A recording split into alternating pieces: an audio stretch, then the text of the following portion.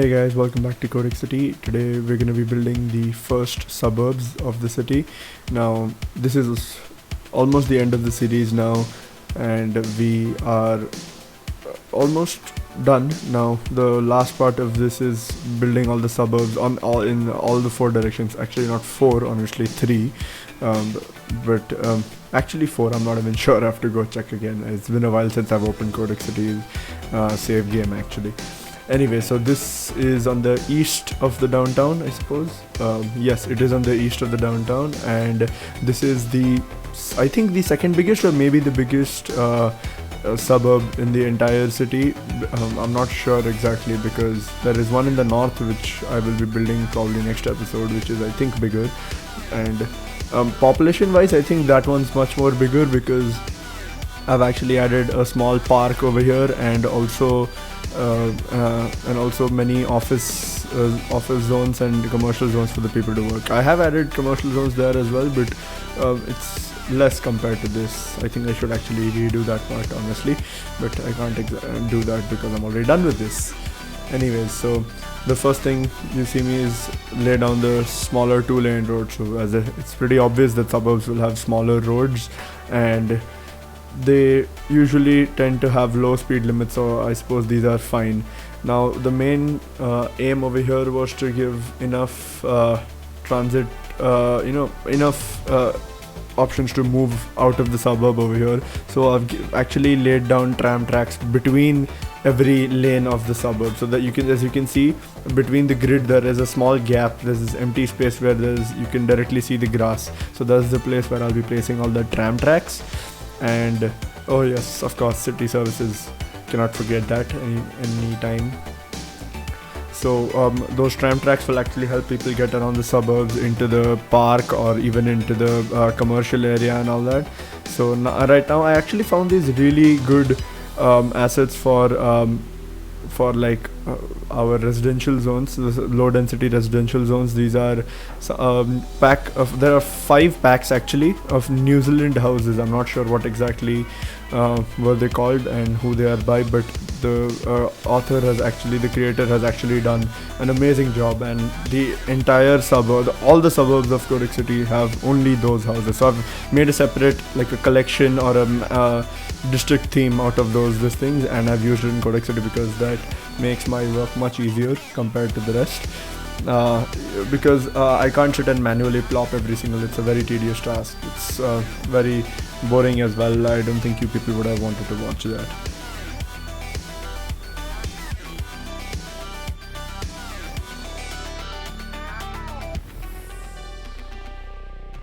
So this entire episode, like the entire suburb, was divided into 3 parts. The first part was where I built the one which is actually on the east itself, but it was on the lower part of the area. Now you'll see me build the upper part, and I've actually left some space for the amusement park, which I have not actually covered in this because it was the same as building the city park over there. So that should not be very important anyways. This is the place where I actually build, I think, some of the office spaces. Okay, actually no, office spaces are more towards the east, not here. They're more towards the east, like not east of this. If you're seeing it like this, right, how it is right now on the screen, it's actually north of it, but this is actually the east of the city. Now I've placed a few hospitals and a few fire stations around because fire safety is important. I cannot get away with that. And trams have been very helpful. Honestly, they're a very good means of rapid transit, especially in suburbs. In suburbs, trams and buses are a very good way of transportation, and they've been very useful in the city, of course. And I have already laid the train tracks which go over the suburb because I didn't want them to come in the way after I'm done. I didn't want the houses to come in the way after I'm done, because if you try to plop those, the houses will break. Like, they'll get destroyed. And I've connected the bridges to the downtown. I mean, there are bridges which are directly connected to the downtown, but they don't really have any much traffic because most of the people are using the highway which is running on the east side of the city. Now I have this square highway system which is being extremely helpful. I just love it. It's just amazing. Yeah, so now you can see me actually lay down the tram line. I've given probably 1 tram stop every block, As you can see, like not every block, I don't know what exactly to call it, like every lane has at least one tram stop, some of them even have two. So, and it goes like in a zigzag pattern from left to right and then right to left, and it just goes on. And there are multiple trams on this line, around 20 tram trains on this thing, and they work flawlessly, and they work absolutely flawlessly in this city.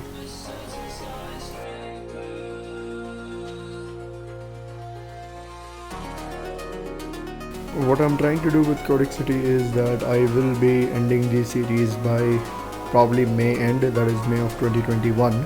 So, I mean, it has lasted pretty long now. It's been 6 months since this is going on. I actually planned to finish it by March, but I had to stop editing and in between because of a lot of work, and I got tied up, so I wasn't able to do any of that. So this got delayed a bit. Anyways, it will be done soon. I think there are 2 more episodes left after this. There will be another suburb in the north, one on the I should say southwest, I think, right next to the Industries Island. So these are 2 more suburbs left, and that should do it. I think that's the end. Oh yes, of course, we still have the fishing industry to lay down. That's gonna be the last industries which we lay down, and that's not even here. That's next to the port. So that's gonna be a very quick, you know. It's just gonna be part of one of the suburb episodes. I'm not gonna waste an entire episode just on that because it barely took me like 10 minutes to build the entire thing. There's not much to do over there. So yeah, that was gonna be this. Now I have, for the people who like watching my City Skylines videos, I have good news. I have actually started recording my second City Skyline series. No, I'm already 8 episodes through, I think. Yes, today I recorded episode 8 of the second series. I will be releasing the trailer for that for that series very soon, probably next week or something, and you guys will like it, I'm sure, because it is going to be a level up from Codex City, of course, because there will be like at least one level up from Codex City. Is going to be more detailed because I am actually manually plopping every single building in that, and it's good, and it's been fun actually working on it. While I was building Codex City, I actually thought that I would do that here also, but I did not, because I thought it's going to be a very tedious task, and especially for the first series I don't want people to get bored. But as I did this for the second series I am doing right now, I enjoyed it. I honestly enjoyed it, and I look forward to it. I hope you guys will support me in that series as much as you have supported Codex City, and I will be releasing another Forza Horizon video probably midweek, around I think Thursday, I'm not sure. So you will have that, of course. You will, I'm sure many people have been getting very positive feedback on my Forza videos, so I will make more videos of that. And yeah, so this is the plan, on the what is going to be happening on the channel in the coming days, at least for the coming few months. And of course, the second City Skyline series is much it's not a small, the city might be smaller because that's how the map is. Like, it's not an islands map, of course. You will see when I release the series trailer what kind of a map it is, and it's a beautiful map. You'll honestly love it. You'll honestly love it. And it'll be, I think, smaller, but it's going to be much slower than Codex City, because it'll probably go by like around like 10 blocks per episode or something like that. So 10 blocks is still a lot, I know, but manually detailing every single one of those is a very I wouldn't say tedious task. It is a very slow task. You have to pay attention to where you're placing props and all that a lot. So yeah, that's about it.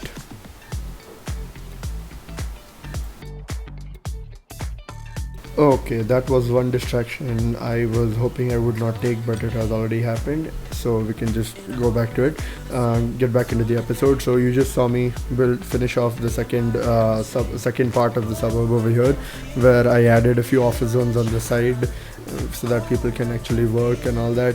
Now I'm actually adding a little office zones over here also so that people can actually work. So and you can see they're connecting those tram track roads over here. So there are roads which have tram tracks on it also in City Skylines. So that's the one which I'm adding over here, and they work pretty much. Why I honestly use standalone tram tracks is because they do not trams don't adapt to the traffic, though on the normal roads trams do adapt to the traffic, because it's just it slows down the traffic, like on especially at junctions when they have to go straight and the traffic has to turn. They just block the traffic and not let it go. And this suburb also features a beach. I think this is the biggest beach of the city. There'll be one here and one on the north side of the city. So this one is the first beach of the city, and it's a pretty long beach. So like I said in the city description, like you can check it in any video of description, even this one, that Codex City does have the finest beaches. So this is a part of that. Now the city tram depot is actually very modern looking. The actual tram depot in the city is kind of old. I don't want to say old, it's kind of old, but it is. I can't deny that. So this one city tram depot looks pretty modern, and I've used it multiple times in the entire build. Now I still haven't added the the residential zones over here. So now I will zone the entire thing, and all the buildings will just grow flawlessly. I just love it.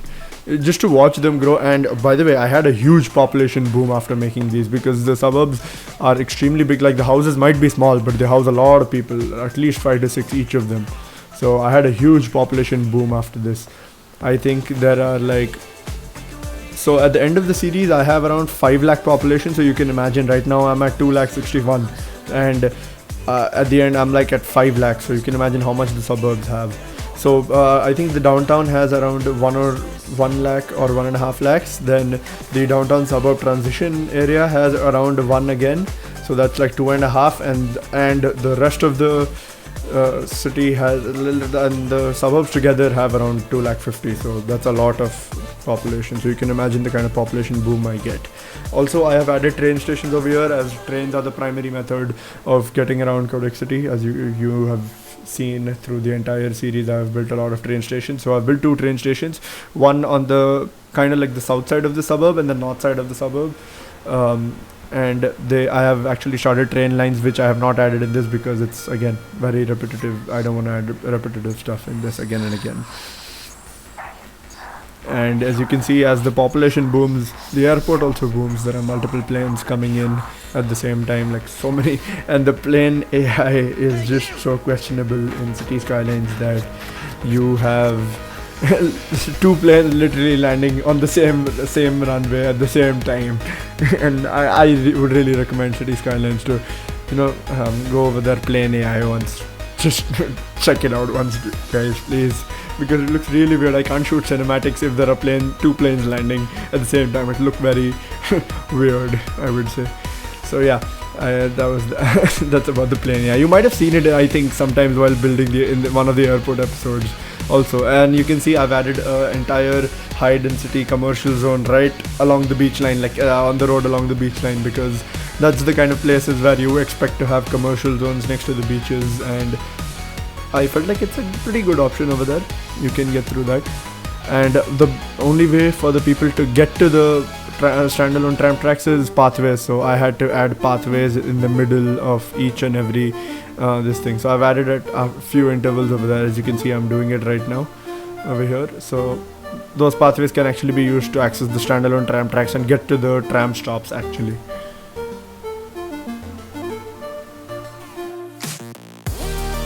Also, guys, I have made a Spotify playlist for all the songs I play, which it includes my intro, my outro, all the songs which I play in the background. So many people have asked me about the songs, and I really like all these songs, and many people also have liked these songs, so they wanted to know what are the song names. And also I've actually made a Spotify playlist, and I've uploaded on my story also. You guys can actually check that out as well, and I'll link it in the description of this video as well.